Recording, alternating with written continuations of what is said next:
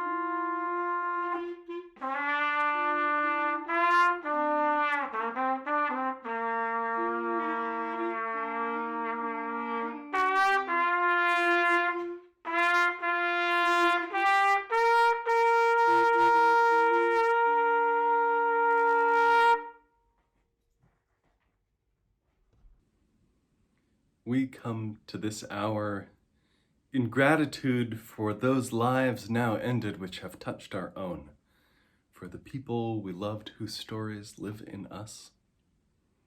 In our world, life is always ending and always in the process of beginning, and we are here to bear witness. On this day of All Souls' Remembrance, gathered as a community of memory and of hope, we will light our chalice with gratitude for all those people now gone who've lit the flame within us. Why gather for a service to remember the reality of pain and loss? Reverend Dr. Martin Luther King preached these words 2 years before his murder. And some of you have heard these. He said, Sunday after Sunday and week after week, people come to God's church with broken hearts. They need a word of hope, and the church has an answer. If it doesn't, it's not a church. But the church must say in substance that brokenheartedness is a fact of life, that Good Friday is a fact of life, that failure is a fact of life. Good Friday's as much a fact of life as Easter. Failure is as much a fact of life as success. Disappointment is as much a fact of life as fulfillment. He says the church must tell people to take your burden, take your burden. Take your grief and look at it. Don't run from it. Take it up.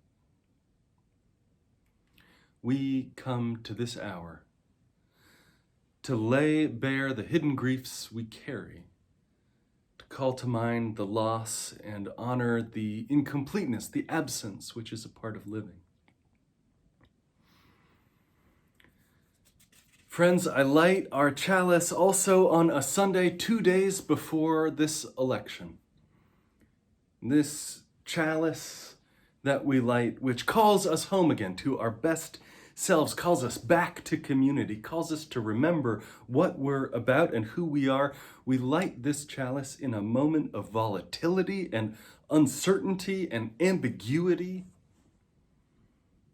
We're called to be a people who face reality, and the reality is, who knows what these next few weeks will bring? Who knows? Maybe nothing much. Maybe not. Lighting the chalice is a ritual. Ritual is spiritual practice we do in the world because it changes something inside of us. We light a physical chalice, but the real flame is inside you. We say, look at this light that shines in darkness. Feel the heat in the cold. That's in you. The writer Albert Camus says, in the midst of winter, he means that spiritually, existentially, personally, in the midst of winter, I found there was within me an invincible summer. And that makes me happy, for it says that no matter how hard the world pushes against me, within me there's something stronger, something better, pushing right back. We light our chalice in order to remember and rediscover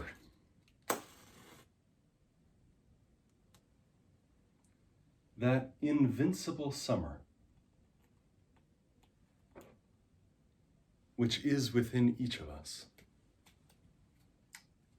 We light this chalice to remember and rediscover and reconnect the warmth and the stillness of that flame inside us, which cannot be touched by chaos and cannot be blown out by any storm, and sets us on the right road even if we don't know it. Will you join with me in our words for chalice lighting?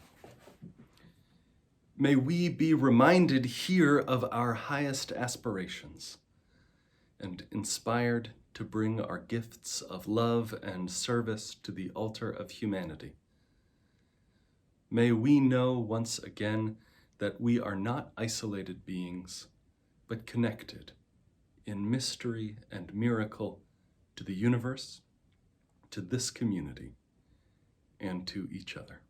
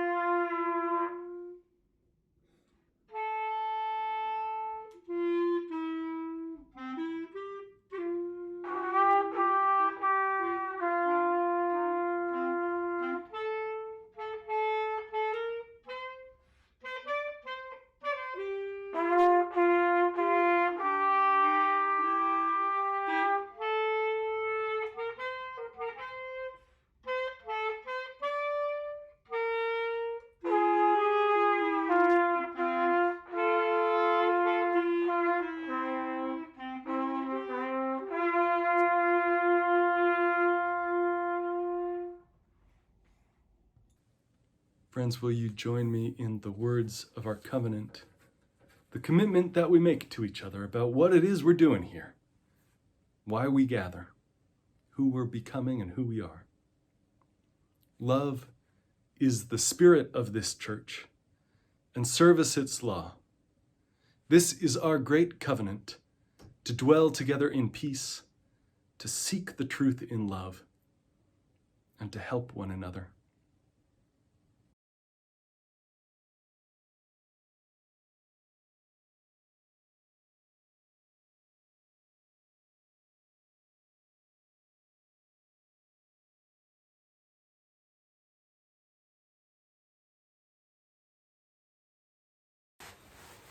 Our story for all ages this morning is called The 10th Good Thing About Barney by Judith Yorst. And to tell the story, I have with me a little cat named Pixel. Pixel is a stray cat. This guy is just 6 months old, and my son Matthew rescued him from the alley behind our house. And this afternoon, actually, he goes to his forever home, a friend here in Hyde Park. So he's been with us for these last 2 weeks. He's going to help tell the story this morning. You ready? This is a big on-camera break for Pixel. My cat Barney died last Friday, the story starts. My cat Barney died last Friday, and I was very sad. I cried, and I didn't watch a show. I cried, and I didn't eat my chicken or even the chocolate pudding. I cried, and I went to bed. My mother sat down on the bed, and she gave me a hug. She said we could have a funeral for Barney in the morning. She said I should think of 10 good things about Barney so I could tell them at the funeral. I thought and I thought and I thought of good things about Barney. I thought of 9 good things, and then I fell asleep. In the morning, my mother wrapped Barney in a yellow scarf. My father buried Barney in the ground by a tree in the yard. Annie, my friend from next door, came over with flowers, and I told the good things about Barney. Barney was brave, I said. Barney was smart and funny and clean. And he was cuddly like you, Pixel. And he was handsome, and he only once ate a bird. We don't know how many times Pixel's eaten a bird. It was sweet, I said. It was sweet to hear him purr in my ear. And sometimes he slept on my belly and kept me warm. Those are all good things, said my mother. But I just count 9. I said I would try to think of a 10th one later. Then Annie and I went into the kitchen with my mother. My mother gave us orangeade and butter cookies and left the box on the table so we could have seconds. I gave my seconds to Annie. I miss Barney, I said. Annie said Barney was in heaven with lots of cats and angels drinking cream and eating cans of tuna. I said Barney was in the ground. Heaven, said Annie. Heaven, so there. The ground, I told her. The ground, you don't know anything. My father came in from the yard and took a cookie. Big Mouth Annie said heaven again. I said the ground. Tell her who's right, I asked my father. She doesn't know anything.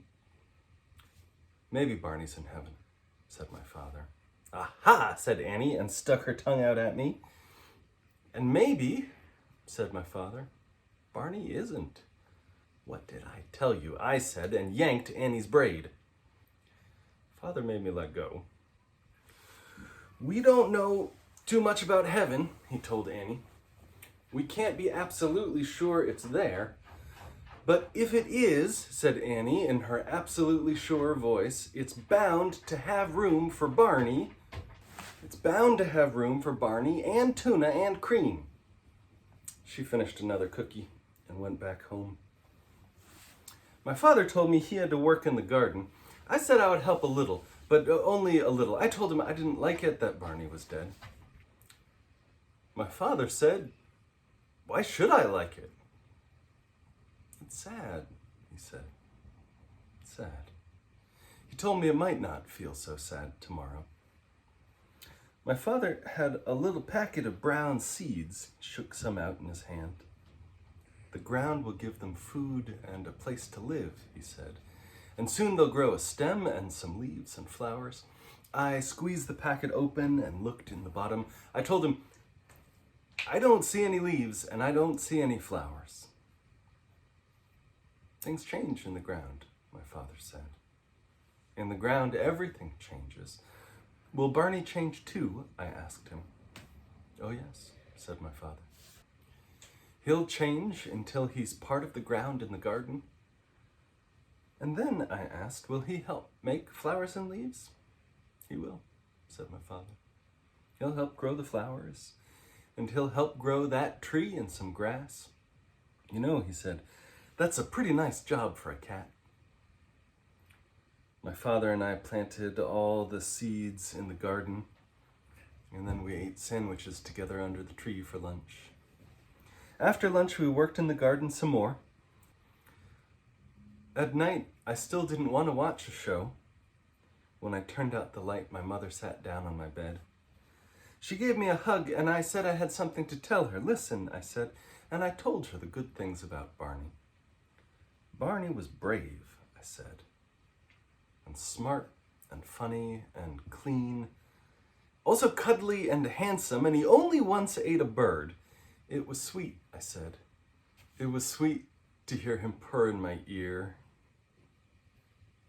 At night, sometimes he slept on my belly and kept me warm. Those are all good things, said my mother. I still count just 9. Yes, I said, but now I have another. Barney's in the ground, and he's helping grow flowers. And you know, I said, that's a pretty nice job for a cat. The first cat I ever had, Pixel. Let's show him. I'll show you too. The first cat I ever had, so long ago that we still had photographs then, was named Noel, N-O-L, Noel the cat. He was this great big cat, and he made these funny chirping sounds like merp, merp when he would talk. This is him. He was sort of the boss. This was a long time ago now. I would carry him around like a baby. Like a little baby. And when he was very old, he would sit on my chest every night and purr before he went to sleep. Noel died a few years ago now, so he never met Pixel, but Noel taught me how to be a cat dad. And when I play with Pixel, when I've been helping him get used to living in the house with humans these last 2 weeks, because he's been in the alley all the way until 2 weeks ago, when I carry him around like a baby, well, that's Noel who taught me how to do all those things. It's a pretty good job for a cat. When we lose the people that we love, just like when we lose the pets we love, why should we like it that they're gone? Of course we don't like it. And there are parts of them still alive in us. Things that they've given us in our living that we pass on forward. Just like Barney helped grow the flowers, just like Noel Cat helps Pixel through me. Pixel, you've been a very patient cat. Is there anything else that you'd like to say before we go?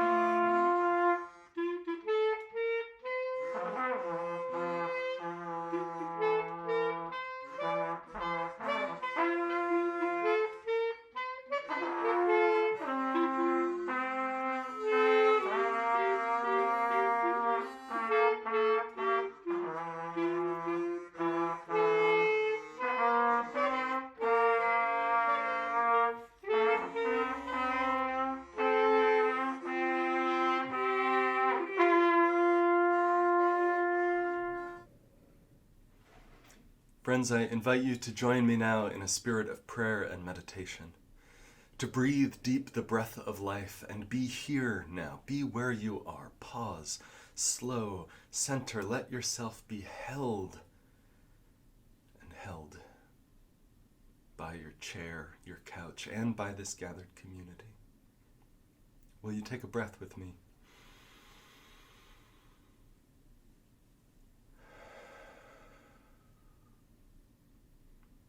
And slowing and centering, will you take another?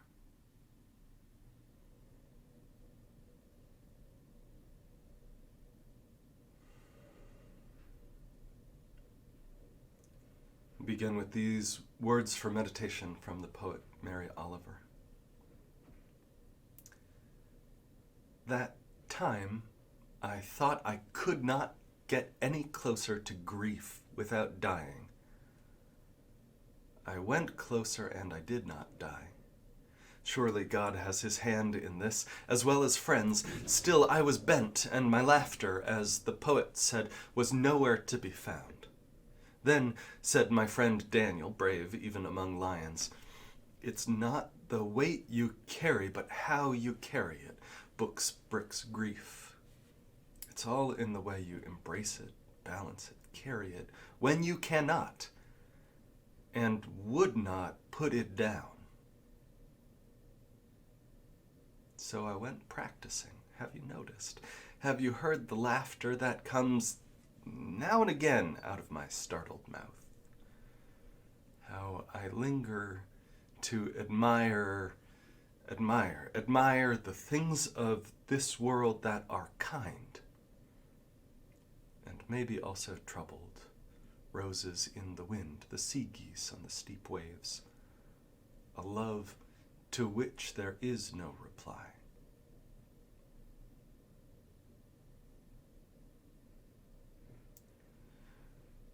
We gather as a community, each of us who carry that weight in different ways.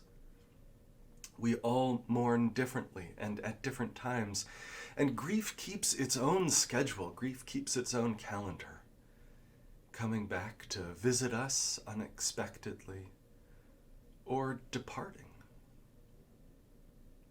Grief keeps its own time. And we, at our best, let it come and let it go. We welcome that stranger at our door when it knocks, no less sharp with the passing of time and years, though maybe less present, but never dull. Spirit of life and love, God called and understood in many ways and by many names. That inner love which we experience, that door that opens inside ourselves, we direct our attention to that experience, that way of being, which we understand in all sorts of different ways. Spirit of love, on this day of All Souls' Remembrance, we call to mind all those people now gone who have lit the flame within us and whose memory still feeds the fires of our lives. They were grandparents and relatives we knew only as children. They were the dear friends we had always known, and dear friends discovered only in the last years of their lives. They were our teachers in the classrooms who seemed impossibly old when we were young. They were our mentors, the wise ones who gave good counsel. They were the people we could confess our hopes and fears and would listen and listen. They were the friends we could cry with even when we didn't want to let the tears out. They were the people we chose to spend our lives with, to make a life with. We remember them, and we honor their memory by bringing them into our lives. We remember them and our love for them in all their complicated selves. A little later in the service, we have an opportunity to share the names of our beloved dead, but for now, I invite you in the chat to lift up the name of anyone you want to hold in the love of this community, those people among us who you care for and worry over, hope for all those good souls.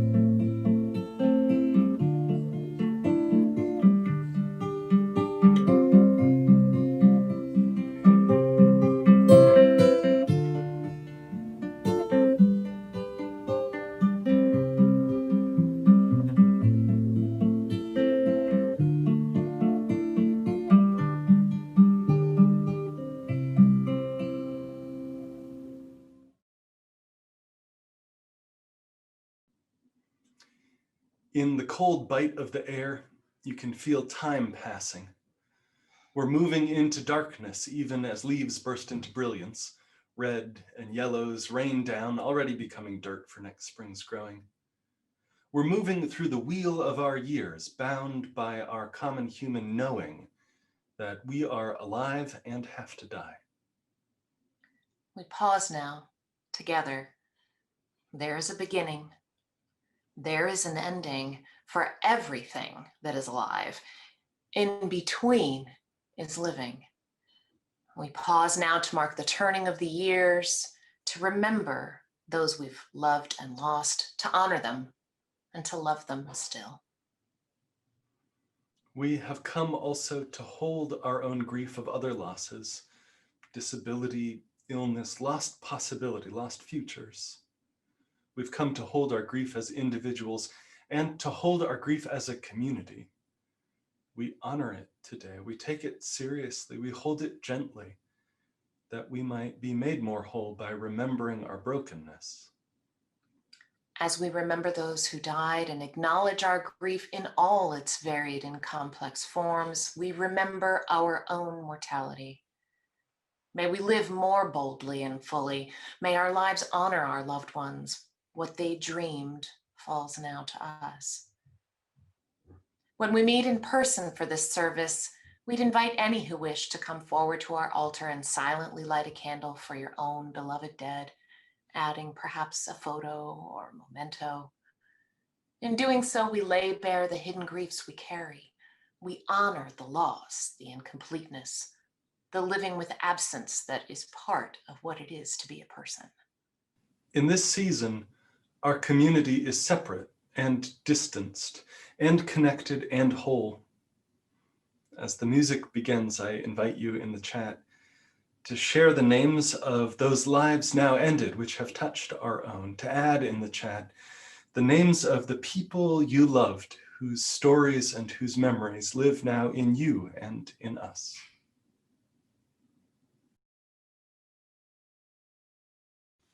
I'm listening.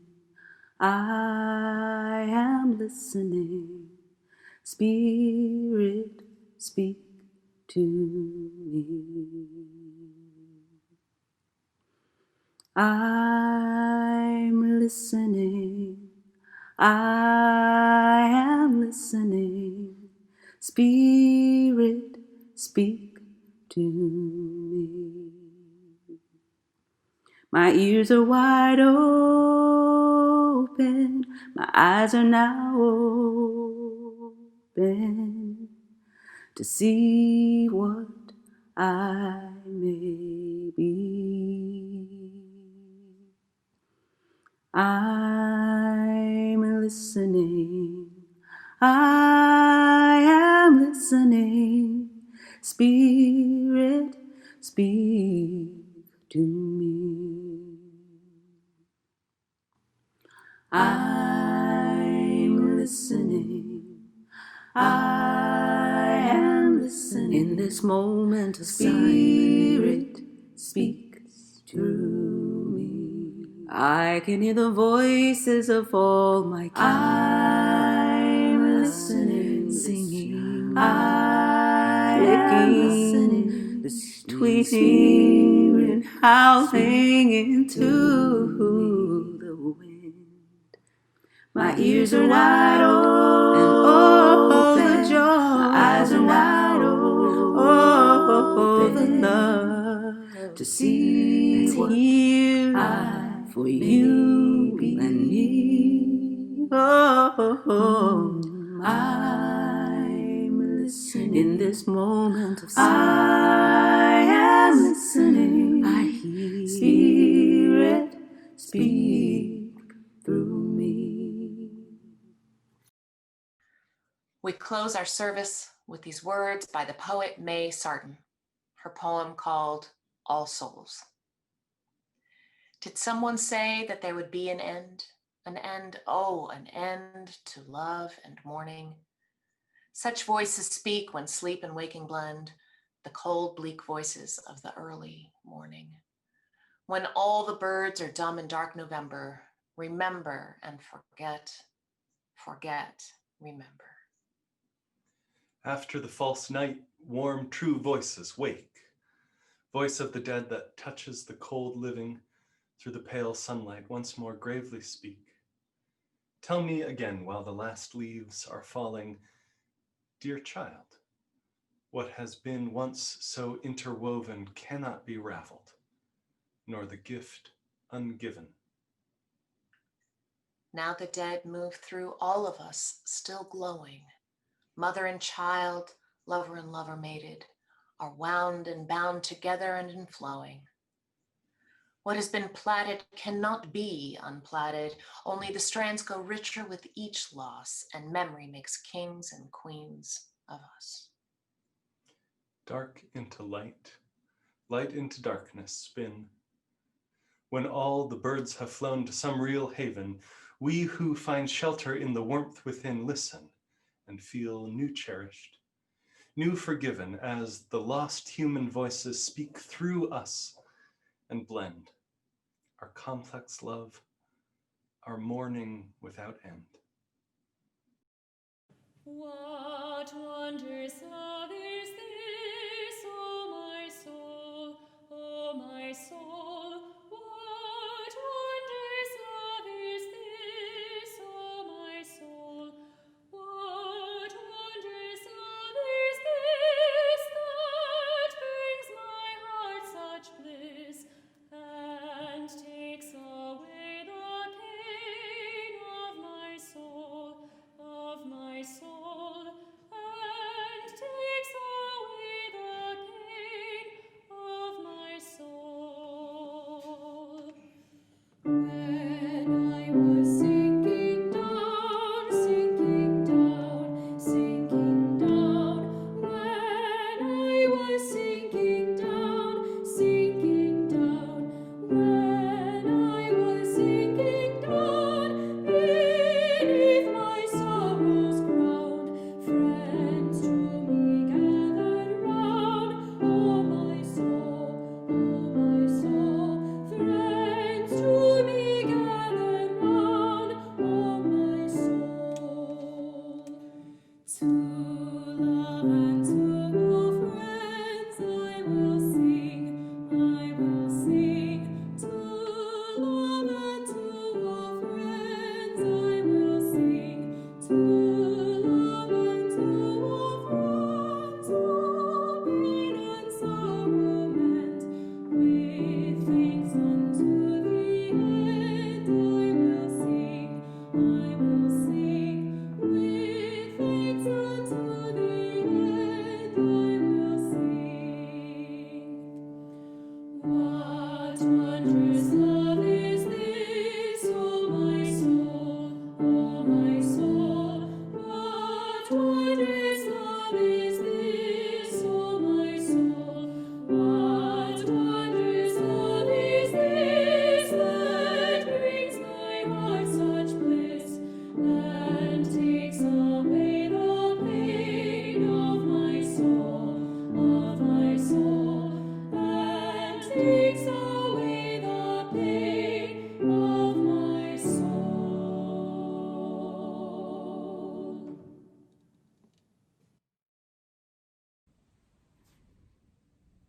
Friends, will you join me in our words to extinguish the chalice? May we carry our shared light of community and love until we meet again. Go in peace, and amen.